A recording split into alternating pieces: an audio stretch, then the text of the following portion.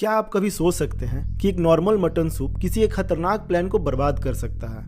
एक sex addict महिला ने अपने पति को खत्म करने के लिए अपने प्रेमी का चेहरा जलाने का प्लान बनाया और उसे एक और आदमी में बदलने की कोशिश की। आज हम आपको एक ऐसी क्राइम के बारे में बताने जा रहे हैं जिसे ना कभी किसी ने सुना होगा और ना ही सोचा होगा कि आखिर एक महिला इतनी नीचे और खतरनाक काम कैसे कर सकती है। 28 नवंबर 2017 को स्वाति नाम की एक औरत एक प्राइवेट हॉस्पिटल में भागते हुए एक आदमी को लेकर आती है जिसका चेहरा बहुत ही बुरी तरह से जला हुआ था।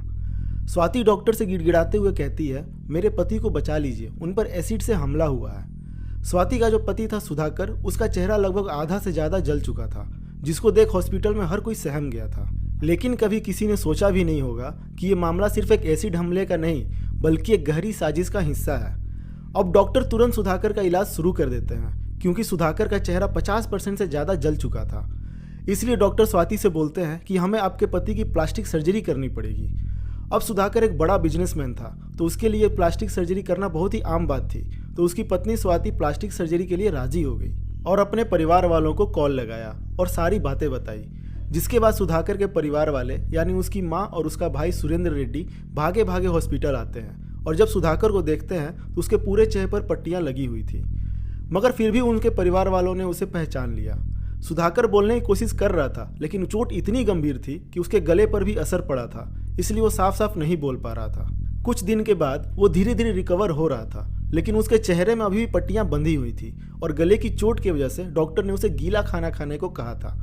और यहीं से इस कहानी ने एक दिलचस्प मोड़ लिया क्योंकि सुधाकर को मटन सूप बहुत पसंद था और सुधाकर की माँ उसके लिए हमेशा मटन सूप बनाती थी। और जब उसकी माँ मटन सूप लेकर हॉस्पिटल गई तो सुधाकर ने सूप पीने से मना कर दिया। मगर जिस इंसान को मटन सूप इतना पसंद है, आखिर उसने मटन सूप पीने से मना क्यों कर दिया? ये सब देखकर सुरेंद्र के मन में एक शक पैदा हो गया क्योंकि जो इंसान मटन सूप के नाम को इतना पसंद करता है वो इंसान इतना बार बोलने पर भी मटन सूप नहीं पी रहा है। लेकिन फिर उसकी माँ सोचती है कहीं सुधाकर जलन के कारण वह दर्द में है, इसलिए वो सूप पीने से मना कर रहा होगा। अब कुछ दिन बीतते हैं और सुधाकर का तबीयत धीरे धीरे रिकवर हो रहा था और उसके भाई ने देखा कि सुधाकर के बैठने और खड़े होने का तरीका बदल गया है और उसकी बोली में भी बहुत ज़्यादा बदलाव आ गया है। इन सब चीज़ों को देखकर सुधाकर का भाई सुरेंद्र का शक की भावना इतनी बढ़ गई कि बिना किसी से बात किए वो सीधे पुलिस के पास गया और उन्हें पूरी घटना के बारे में बताया कि आखिर कैसे उसके भाई पर हमला हुआ। मगर सोचने वाली बात यह है कि जब सुधाकर पर हमला हुआ तो उसकी पत्नी ने पुलिस में कंप्लेन क्यों नहीं किया। सुरेंद्र ने पुलिस को यह भी बताया कि उसके भाई ने मटन सूप पीने से मना कर दिया जो उसे सबसे ज़्यादा पसंद था। ये सब सुनकर पुलिस के लिए समझना बहुत अजीब हो गया था क्योंकि सुरेंद्र जो कहना चाह रहा था वो पुलिस को बिल्कुल भी समझ नहीं आ रहा था, क्योंकि कुछ भी खाने पीने से मना करना कोई जुर्म नहीं है। इसके बाद सुरेंद्र ने अपने दिल में जो शक था वो बता दिया और ये सुनकर पुलिस भी हैरान रह गई। सुरेंद्र ने पुलिस को कहा कि उसके शक है कि जो आदमी हॉस्पिटल में उसका भाई बनकर एडमिट है असल में उसका भाई सुधाकर नहीं बल्कि कोई और इंसान है। ये जो मामला था पुलिस के लिए बहुत अजीब था, इसलिए पुलिस ने एक एसटीएफ की टीम बनाई ताकि ये पता चले कि वो आदमी सुधाकर है या नहीं। ये बात सिर्फ एक ही तरीके से पता चल सकती थी, वो भी उंगलियों के निशान से। इसलिए बहुत ही शांत तरीके से पुलिस ने उस आदमी के उंगलियों के निशान लिए और सुधाकर के सभी डेटा और रिकॉर्ड्स की जाँच की, पैन कार्ड से लेकर बैंक पासबुक तक। फिर कुछ दिनों बाद फिंगरप्रिंट को मिलाना शुरू किया तो पता चला कि उस आदमी की उंगलियों के निशान सुधाकर की उंगलियों के निशान से मैच नहीं कर रहा है। वह आदमी जो हॉस्पिटल में भर्ती था, जिसे वो इतने दिनों से अपने बेटे और भाई की तरह मानता रहा, वो असल में सुधाकर नहीं था। यह बात पुलिस और सुरेंद्र के पूरे परिवार को हिला के रख दिया क्योंकि अब सवाल उठता है कि वो आदमी कौन है और असली सुधाकर कहाँ है। वो कौन सा राज है जो स्वाति सबसे छिपा रही है। इन सभी सवालों के जवाब पाने के लिए पुलिस ने स्वाति को थाने बुलाया और सुधाकर पर हुए हमले से लेकर के उसके अस्पताल में भर्ती होने तक के पूरे मामले के बारे में विस्तार से पूछताछ शुरू की। पुलिस ने स्वाति के जवाब में कई खामियां और कमी पाई, जिसके बाद पुलिस को स्वाति पर शक होने लगा कि जरूर ये कुछ ना कुछ छुपा रही है। इसलिए उन्होंने स्वाति से सख्ती से सवाल करना शुरू कर दिया। अब स्वाति कोई एक्सपीरियंस अपराधी नहीं थी और डर के मारे सारा सच बताने लगी, ऐसा सच जिसे किसी ने कभी सपने में भी नहीं सोचा होगा।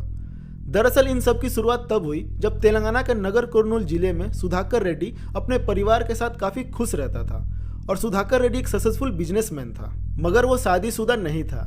फिर एक दिन सुधाकर की मुलाकात स्वाति से हुई जो एक नर्स थी अब धीरे धीरे दोनों एक दूसरे को पसंद करने लगे और आखिरकार 2014 में दोनों ने शादी कर ली। रेड्डी परिवार बाहर से एकदम परफेक्ट दिखता था, लेकिन हर परफेक्ट दिखने वाली चीज के पीछे कुछ ऐसा होता है जो लोगों को दिखता नहीं है। स्वाति और सुधाकर के 2 छोटे बच्चे थे।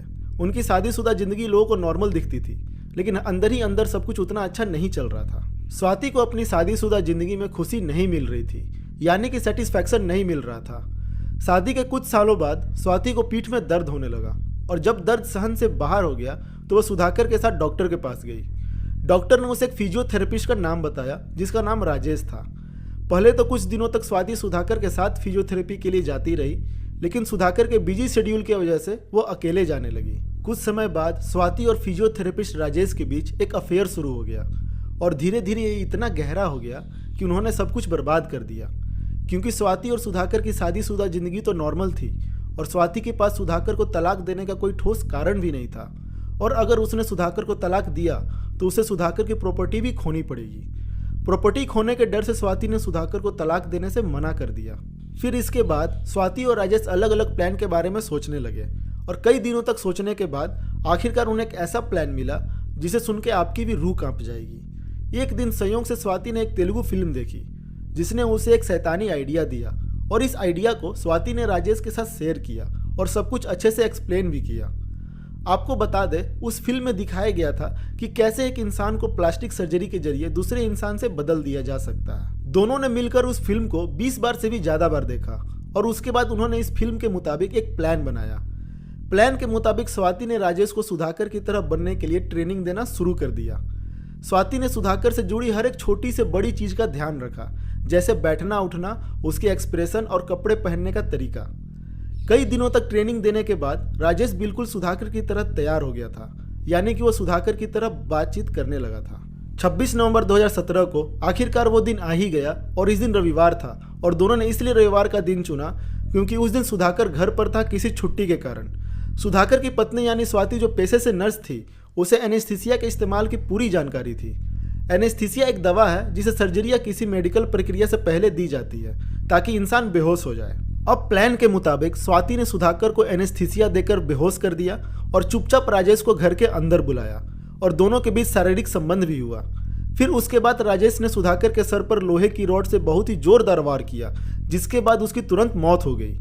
फिर स्वाति और राजेश ने मिलकर एसिड से सुधाकर के चेहरे को पूरा जला दिया ताकि अगर किसी को सुधाकर की बॉडी मिले तो कोई उसे पहचान ना सके। फिर उन्होंने सुधाकर की बॉडी को चादर में लपेटा और पास के गांव के जंगल में ले जाकर उसकी बॉडी को दफना दिया ताकि सारा सबूत मिट जाए। अब बारी थी प्लान नंबर 2 की, जो इस पूरी साजिश की सबसे डरावने हिस्से को अंजाम देने का समय था ताकि राजेश स्वाति के जिंदगी में सुधाकर बनकर उसकी जगह ले सके। ये प्लान तभी पूरा हो सकता था जब राजेश का चेहरा सुधाकर जैसा बनाने के लिए प्लास्टिक सर्जरी की जाए।